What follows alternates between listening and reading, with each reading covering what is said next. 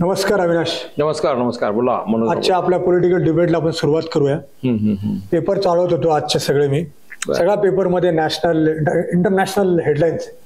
फक्त लोकसत्तेमध्ये एक हेडलाईन आहे जी मला असं वाटतं प्रत्येक ज्याला महाराष्ट्रामध्ये पॉलिटिकल इंटरेस्ट असेल त्याला आवडेल ही बातमी. निधीवरून धुसफूस. एकनाथ शिंदेची शिवसेना आणि अजितदादांचे राष्ट्रवादीमध्ये कोल्ड वॉर चालू दिसते, खास करून एकनाथ शिंदे आणि अजितदादांमध्ये. बरोबर. अजितदादांनी एक कार्यक्रम घेतला मुंबईमध्ये सगळ्या माजी मुख्यमंत्र्यांच्या सत्काराचा. तिथे एकनाथ शिंदे गेले नाही, त्यांनी पाठवला त्यांचा प्रतिनिधी प्रताप सरनाईक. अजितदादा रोखठोक अजितदादांना बोलले, शिंदे साहेब तुम्ही तुमचा प्रतिनिधी पाठवू नका. दुसऱ्या दिवशी कार्यक्रम झाला महाबळेश्वरला, महाराष्ट्र फेस्टिवलचा. तिथं एकनाथ शिंदे आणि मुख्यमंत्री होते देवेंद्र फडणवीस, पण अजितदादा गेले नाही. त्याच्या आधी 2 दिवस अगोदर संजय शिरसाटांनी प्रेस कॉन्फरन्स घेतली छत्रपती संभाजीनगरमध्ये. तिथं अजितदादांच्या नावाने बॉम्बा मारल्या की अजितदादांनी पैसे वळवले माझ्या डिपार्टमेंटचे 413 कोटी रुपये सोशल जस्टिस डिपार्टमेंटचे, आणि याच्या आधी पण 7,000 कोटी रुपये वळवले होते असा आरोप केला. त्यानंतर अजितदादाची रिॲक्शन आली. अजितदादा म्हणले हे पब्लिकली बोलायची गरज नव्हती आणि मी याच्यासाठी परमिशन घेतलेली आहे कॅबिनेटची, कॅबिनेट समोर मांडलं होतं, मुख्यमंत्र्याचे अप्रुव्हल आहे आणि तुम्ही पब्लिकली बोलायची गरज नव्हती. जे काय बोलायचं होतं आपण कॅबिनेटमध्ये बोलूया, बसूया, चर्चा करूया. तर हे जो कोल्ड वॉर चालू आहे, बेबनाव चालू आहे, जर ओपन भांडण सुरू झालेलं दिसते. तुला काय वाटतं अविनाश? याच्यामध्ये कुछ गडबड आहे? गडबड 100%. अजितदादांची राष्ट्रवादी आणि एकनाथ शिंदेची शिवसेना मुळात हे विळ्या भोपळ्याचं वगैरे आहे. त्याचं कारणच तसं आहे. शिवसेना फुटली ती कशामुळे फुटली की पूर्वी शिवसेना ज्यावेळेस उद्धव ठाकरे मुख्यमंत्री असतात, महाविकास आघाडी होती, ज्यावेळेस महाविकास आघाडी होती, तर त्यावेळेस अजित पवार यांच्या खात्याला कुठे निधीच देत नव्हते. अजित पवारांच्या जाचाला कंटाळून त्या आम्ही शिवसेना सोडली त्यावेळेस आरोप करत होते, असा आरोप चालू होते त्यावेळेस. पण अजितदादांनी त्याच्यावर क्लॅरिफिकेशन दिलंय. पण आता ऐक ना, त्यांनी शिवसेना तिथून सोडली अजित पवारांमुळे असं कारण सांगितलं, बाहेर पडले, आणि ज्यावेळेस परत युतीचे शासन आलं त्यावेळेस अजित पवार त्यांच्या वाट्याला आले. म्हणजे ज्यांच्या नावाने मारत होते त्याला मिठी मारावी लागली, तेच परत आले, कडकडून मिठी मारावी लागली, अशी पण नाही ना. आणि दुसरं असं की नंतरच्या आता अलीकडच्या ज्या काही घडामोडी आहेत विधानसभा निवडणुकीनंतरच्या, एकनाथ शिंदेना मुख्यमंत्री व्हायचं होतं, ते होता आले नाही. अजित पवारांना पुन्हा उपमुख्यमंत्री केलं, एकनाथ शिंदेने उपमुख्यमंत्री केलं. पण एकनाथ शिंदे नाराजी जी आहे ती प्रचंड मोठ्या प्रमाणावरती, ती उभी फूट आहे याच्यामध्ये. अजित पवारांच्या विषयीचा एकनाथ शिंदे काय, एकनाथ शिंदेच्या सर्व मंत्र्यांचा आमदारांचा अजित पवारांना कडवा विरोध आहे. ती महायुतीचे आता जरी असले नावाला ते आतून सगळं खिळखिळ झालेलं आहे. संजय राऊत त्याच्यावरती वारंवार भाष्य करत असतात.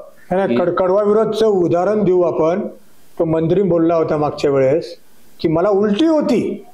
मी त्या कॅबिनेटमध्ये आम्ही जेव्हा अजित पवारांच्या तानाजी सावंत जेव्हा आम्ही जाऊन बसतो तेव्हा मी बाहेर आलो की मला उलट्या होतात, आणि एकनाथ शिंदे गप्प बसले. पब्लिकली एकनाथ शिंदेनी त्यांना झापलं पाहिजे होतं. एकही स्टेटमेंट एकनाथ शिंदेचं आलं नाही. याचा अर्थ काय होता? मला याच्यामध्ये म्हणून एक दिसतंय की भाजपला हा खेळ करायचा राजकारणाचा. भाजपला सुरुवातीपासूनच मुळात एकनाथ शिंदेला त्यांनी बरोबर घेतलं का, तर उद्धव ठाकरेंची शिवसेना पडायची होती म्हणून. उद्धव ठाकरेंची शिवसेना फुटली, एकनाथ शिंदे त्यांच्या बरोबर आले, मुख्यमंत्री झाले. पण नंतरच्या काळात एकनाथ शिंदेचं लोडणं हे जड वाटायला लागलं. आता ते लोडणं भाजपच्या पायातलं ते लोडणं ठरलं. लोडणं म्हणजे काय, जनावरांच्या पायामध्ये पडू नये म्हणून जे लोडणं घालतात, तशी एकनाथ शिंदेची अवस्था झाली. म्हणून त्यांनी अजित पवारांना बरोबर घेतलं. आता परिस्थिती अशी, एकनाथ शिंदे फार महत्वाकांक्षी व्यक्ती आहेत, त्यांना मनासारखं काही मिळत नाही. रायगडचं पालकमंत्रीपद, नाशिकचं पालकमंत्रीपद पाहिजे, ते मिळत नाही. तिथे अजित पवारांनी तिथे एक पाचर मारून ठेवलेलं आहे. एक अमित शहा यांच्यापर्यंत ते प्रकरण गेलं तरी सुद्धा त्याचा निकाल झालेला नाहीये. म्हणून बरोबर, ते मुंबईत आले तेव्हा भेटले होते जाताना. अजित पवारांकडे वित्त खातं आहे, अजित पवारांकडे वित्त खातं आहे. एकनाथ शिंदेचे जे मंत्री आहेत त्यांच्या खात्याचा निधी अजित पवार पद्धतशीर अडवतात. आता त्यांनी समाज कल्याण मंत्री यांचा संदीप त्यांचं नाव का आपलं संजय शिरसाट त्यांच्या खात्याचा निधी वळवला तिकडे. कुठे लाडकी बहीण आता लाडकी बहीण योजनेबद्दल असं समजतंय 1500 रुपये काय 2100 रुपये तर कदापि होणार नाही. 1500चे 500 500 होणार असं दिसतंय. इथपर्यंत खाली आलेले. त्याच्यामुळे ही एकमेकांच्या खात्याविषयीची टीका, अंतर्गत सगळ्या बातम्या, हे सगळं आता सगळ्या बातम्या त्याच आहेत. आणि माझा अंदाज असा आहे, भाजप याच्यामध्ये एकनाथ शिंदेना किल करते. एकनाथ शिंदे भाजपला आता नकोसे झालेले आहेत. मग त्यांना साईडलाईन करायचं, त्यांना साईडलाईन करायचं आहे. त्यांना साईडलाईन करायचंय. आणि एकनाथ शिंदेना हे कळून चुकलं. त्याच्यामुळे ते कार्यक्रमांना उपस्थित असतात, मंत्रिमंडळ बैठकीला उपस्थित नसतात. नाराज एकनाथ शिंदे गावाला त्याच्यामुळे एकनाथ शिंदेना हे लक्षात आले. त्यांचे एकनाथ शिंदेचे खासदार, एकनाथ शिंदेचे आमदार यांना आता जे महामंडळांचं वाटप होणार आहे त्याच्यात सुद्धा अत्यंत दुय्यम स्थान आहे. बरोबर. त्याच्यामुळे एकनाथ शिंदे प्रचंड खतखते आतून. नाशिक आणि रायगडचं काय लावून धरलंय अजितदादांना, मानलं पाहिजे, सोडतच नाही अजितदादा. आणि आता आणि काय म्हणजे एकनाथ शिंदे म्हणजे मुख्यमंत्री होते, एवढे ब्ल्यू आईड बॉय होते एका काळ. आता काय परिस्थिती झाली आहे, अजिबात दोन इतकं म्हणून असं आहे, डेस्परेट आहेत ते की नाशिक आणि रायगडचं मिळालं, पण अजितदादा काय सोडत नाही. भाजप काहीच करू शकत नाही म्हणून ऐक ना, समजून घे, करत नाहीये भाजप. आता अजित पवारांच्या पावण्याच्या काठीने साप मारणे म्हणतात ना, तसं आता अजित पवारांच्या मदतीने एकनाथ शिंदेला त्रास द्यायचं काम भाजप करते. बरोबर. म्हणजे एकनाथ शिंदे इतके स्वाभिमानी आहेत, ते नाही म्हटल्यावर नाही. त्यांना लक्षात आलं की भाजप आपल्याला तोंड काढू देत नाहीये. आणि भाजपला लक्षात आलं की आपल्याला थेट एकनाथ शिंदेवर अटॅक करता येत नाही, देवेंद्र फडणवीसांना प्रामुख्याने. कारण काय, एकनाथ शिंदे हे थेट कोणाशी संबंधित, डायरेक्ट रिपोर्टिंग अमित शहाशी. पण ते करतात. ऐक ना, त्याच्यामध्ये त्यांच्याशी त्यांचं चांगलं रिलेशन आहे असं म्हणता येणार नाही आपल्याला. ते जाऊन कंप्लेंट करतात. नाही, कंप्लेंट ते खरंय, पण भाजपला करणार कोणाकडे? देवेंद्र फडणवीसांना जे पाहिजे ते करता येत नाही. देवेंद्र फडणवीसांच्या आतल्या गोष्टी सगळ्या अमित शहाना एकनाथ शिंदे सांगतात. त्यामुळे एकनाथ शिंदे हे देवेंद्र फडणवीसांच्या वाटेतला सगळ्यात मोठा आता अडथळा आहे. मग त्यांना बाजूला करायचं, त्यांना राजकीय दृष्ट्या खच्ची करायचं. त्यासाठी आता जे करायचं, मग थेट आपल्याला करता येत नाही ना, तर अजित पवारला पुढे करा. अजित पवार मजा घेत आहे त्यासाठी. अजित पवार आणि देवेंद्र फडणवीसची दोस्ती क्या बात आहे, जबरदस्त दोस्ती झाली आहे. ती तात्पुरती, त्याला मजा नाही. एक जण मला नाही वाटत भाजपने ठाकरेंची शिवसेना वापरली 20 वर्षामध्ये. आता ठाकरेंच्या शिवसेना पायाखाली घेतलं. एकनाथ शिंदेची शिवसेना फोडली, त्यांना मुख्यमंत्री केलं, 2.5 वर्ष त्यांनी मजा घेतली.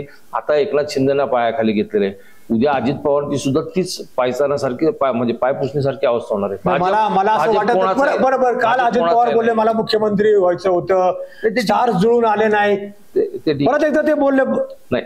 अजित पवार कदापि मुख्यमंत्री होणार नाहीत, ध्यानात ठेवा. भाजपची महत्वाकांक्षी इतकी उपमुख्यमंत्री झाले तेवढे केंद्रातले राज्यातले जे भाजपचे नेते आहेत ते अजित पवार काय, एकनाथ शिंदे काय, दुसरं कोणालाही मुख्यमंत्री करणार नाही. त्यांना भाजपचाच मुख्यमंत्री या पुढच्या काळात पाहिजे आणि तोच होणार. कमी जास्त जी मदत लागते ती फक्त रसद पाहिजे, म्हणून ते आपला अजित पवारांना त्यांना मदतीला घेतात. एकदा त्यांचं बहुमत एकदा आता 123-35 पण आलं ना भाजप आता, बरोबर, 150 करायला 15-20 आमदार आणायला की त्यांना काय वेळ लागतो, दुसरा वापर करून. आता महायुतीला रोड मॅप काय, खूप खडतर आहे, खूप खड्डे आहेत त्या रस्त्यावर, खास करून बीजेपी एकनाथ शिंदे. याच्यातून काही फरक पडणार नाही. एकनाथ शिंदे समजा उद्या म्हटले की नाही मला यांच्याबरोबर राहायचं, एकनाथ शिंदे जाणार कुठे, करणार काय. अजित पवार उद्या म्हटले मला नाही यांच्याबरोबर राहायचं, ते जाणार कुठे. ह्या एकनाथ शिंदेची आणि अजित पवारची दोघांची मजबुरी आहे. दोघांच्या ईडीच्या फाईल्स, त्यांच्या साथीदारांच्या, मंत्र्यांच्या, सगळ्यांच्या ईडीच्या फाईल भाजपच्या हातात आहेत. त्याच्यावर ते हालचाल करू शकत नाही. म्हणजे ते डोंबारी असतो ना, किंवा आपल्या ह्याच्या बावल्या असतात ना, कळसूत्री बावल्या, तशी त्यांची अवस्था आहे. मला फक्त थोडंसं डिफर करतो मी. मला असं वाटतं की तसं तू म्हणलं की भाजप एकनाथ शिंदेला साईडलाईन करते, हे खरंय, पण मला असं वाटतं की अजितदादांना सोडणार ये दोस्ती हम नहीं, हे देवेंद्र फडणवीसचं गाणं आहे. मला वाटतं देवेंद्र फडणवीस अजितदादा खूप जवळचे. तर तू हिस्ट्री बघितली ना की 2010च्या आधीपासूनची स्टोरी की अजितदादांच्या विषयी पृथ्वीराज चव्हाणांनी काय लिहिलं होतं, RR पाटलांनी काय केलं होतं, ते कसं उघड केलं, ते सगळं फडणवीसांनी अजितदादांकडे ती फाईल पोहोचवली. बरोबर आहे का? ते सगळं देवेंद्र फडणवीस ना अजितदादा मित्र म्हणून हवेत, म्हणून मला असं वाटत नाही.